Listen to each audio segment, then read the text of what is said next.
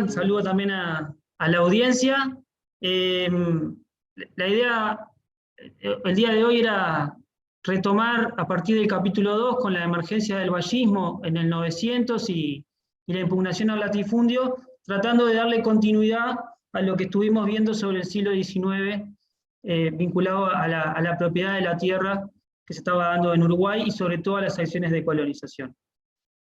El 900 y la emergencia del vallismo va a ser un punto clave para entender sobre todo las políticas agrarias de colonización y en especial la búsqueda del vallismo por intentar modificar este paisaje agrario que asociaba al latifundio con los actores más conservadores de la República y así de esa manera también modificando a partir de una reforma agraria o de cambiar la estructura agraria, tratar de establecer algunas modificaciones en otros planos del país. Acá la figura clave va a ser entonces José Valle y Ordóñez, una persona que había nacido en 1856 y que muere prácticamente al mismo tiempo que se desarrolla la crisis del 29. Y va a ser la figura central del vallismo, va a dar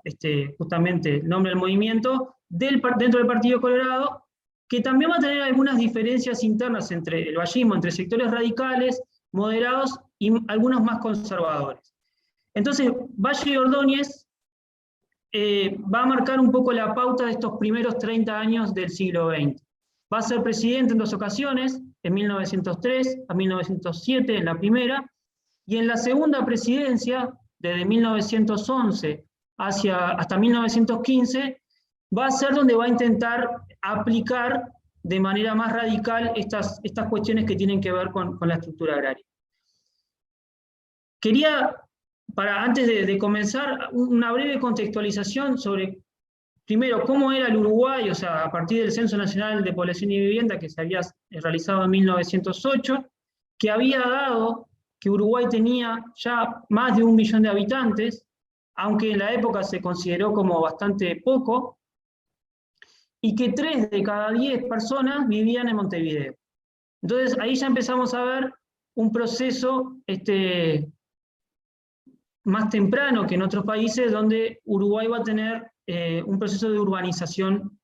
más rápido, por lo menos en comparación con otros países. Quizás asemejable a lo que pasaba en Argentina y en menor medida en Chile. Y después, otra cuestión interesante del contexto es ver que desde 1910 México está atravesando el proceso de la revolución, que va a culminar con la Constitución de 1917, que también hacia 1917 vamos a tener luego la Revolución Rusa, pero que más cerca, en Argentina, en 1912 se había producido el Grito de Alcorta, que había creado esta Federación Agraria Argentina, donde se nucleaban los productores arrendatarios que justamente luchaban por bajar el precio de los arrendamientos contra los terratenientes, y que van a tener recién una regulación en 1921. Esto está sumamente trabajado para el caso argentino por una importante historia agraria. En especial me interesan destacar los trabajos de Roy Ora y de Javier Balsa, que es donde he consultado. Pero esto, entonces, da un contexto de impugnación al latifundio, que en el caso, retomando esto que decía de Valle, va a ser importante centrarse en la coyuntura entre 1913 y 1916, porque allí están las principales propuestas que se realizan y es donde también se van a saltar los resultados que van a tener también después en el contexto posterior una influencia importante para entender los debates que después vamos a entrar en los 40. Muy concretamente, ¿cuáles son o qué intenta este vallismo? En primer término, lo que intenta va a ser recuperar esas tierras fiscales a las que estuvimos haciendo mención en el capítulo anterior, que habían sido apropiadas, entre comillas, por estos terratenientes o particulares.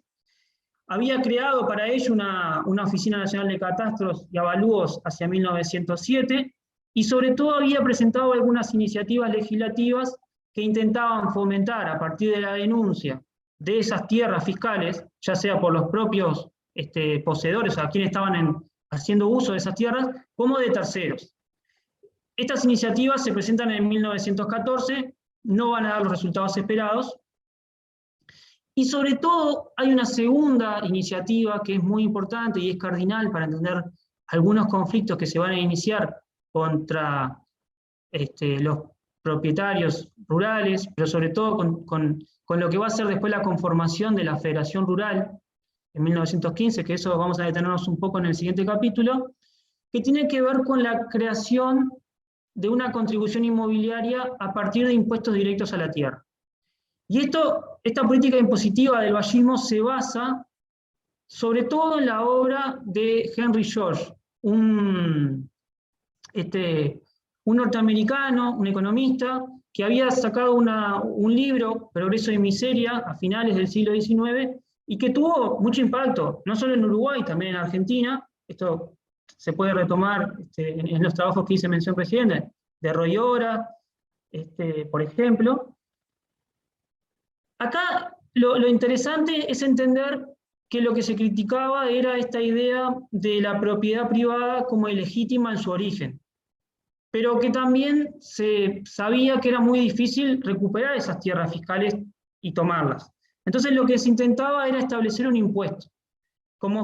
primero un impuesto progresivo para evitar la especulación de la tierra y favorecer la productividad, pero sobre todo para disminuir el peso social del latifundio, porque se entendía que de esa manera se podía equilibrar un poco la redistribución más racional en la población. Es decir, era la forma que se encontró para intentar paliar lo que ya había sucedido en el siglo XIX. Esto va a generar unas polémicas muy interesantes de repasar en esta década, pero que después se van a trasladar a las siguientes décadas,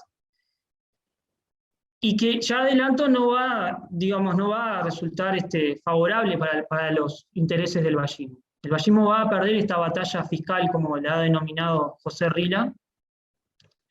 pero sí va a dejar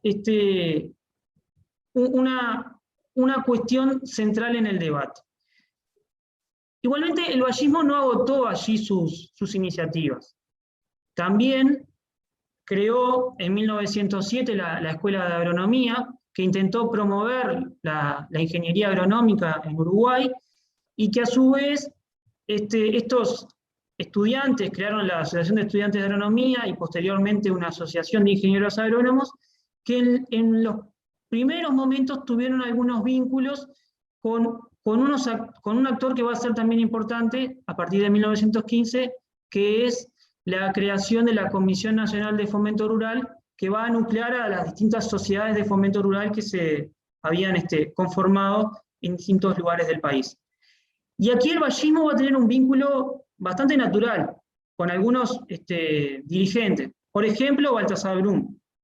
va a ser una persona muy vinculada a esta Comisión Nacional de Fomento Rural. Pero más adelante lo van a hacer otros actores que después veremos, César Mayo Gutiérrez, entre ellos, que van a estar vinculados a esta Comisión Nacional de Fomento Rural. Esta agremiación va a ser fundamental de entender, o va a ser un actor clave en los años 40, que vamos a ver en los siguientes capítulos. Y por último, quería detenerme en otra vertiente o otro espacio de difusión de ideas que no necesariamente comulga con el vallismo en la idea del georgismo, pero que sí aporta en esta crítica o esta mirada un poco bajo la lupa del latifundio, que tiene que ver con el filósofo Carlos Vaz Ferreira, que en 1914 realiza un ciclo de conferencias que se denominó Sobre la propiedad de la tierra, que después tuvo varias reediciones, una de ellas en 1953, y aquí sobre todo va a poner algunas ideas que me parece que son interesantes para discutir esta cuestión contra los argumentos más liberales que predominaron a finales del siglo XIX y seguían predominando a comienzos del siglo XX. Una primera distinción que es sumamente interesante que realiza Ferreira tiene que ver con distinguir la tierra como medio de producción, que es donde estamos enfocándonos en este ciclo, de ver la tierra como medio de habitación. Y allí una de las cuestiones centrales que va a elaborar Ferreira tiene que ver con que la tierra como medio de habitación tiene que ser un derecho humano que debe garantizar el Estado, ¿sí? O que es un derecho humano fundamental. Esto no me parece tampoco algo que, digamos, es un debate que lo podemos traer a la actualidad del Uruguay, incluso está en el medio de la discusión de la rendición de cuentas actual. Pero después una segunda cuestión que tiene que ver, que me parece interesante, son criticar las posiciones de ese orden liberal conservador que de manera un poco falsa opone al individualismo contra el socialismo. O sea, estos liberales estaban criticando el socialismo, que ya venía, digamos, creciendo en su exposición de argumentos contra el latifundio, y él lo que va a decir es, bueno, en realidad estos individualistas parten de una cuestión que es no reconocer de que no necesariamente todo lo que acumulan es en una vida, sino que lo que se hace es arrastrar a partir de la acumulación a partir de la herencia. Entonces va a decir, aquí aparece otro concepto que es las formas del familismo, que están basadas en el sistema de la herencia. Entonces, en ese sentido, Ferreira también aporta en esta cuestión de reconocer que la herencia en sí no guarda ninguna relación con el esfuerzo personal. Y esto también, en cierta medida, permite apoyar algunos de los argumentos que el vallismo venía criticando. Aunque reitero, Ferreira no necesariamente está comulgando con esta idea del georgismo que el vallismo va a defender a ultranza en estas primeras décadas del siglo XX. Bueno, por acá yo iría cerrando ese segundo capítulo, que reitero va a culminar con una derrota del vallismo, pero que me gustaría un poco expresarla en un siguiente capítulo y mostrando cuáles van a ser los resultados a los que termina llegando estas iniciativas del vallismo de las primeras 3 décadas del siglo XX.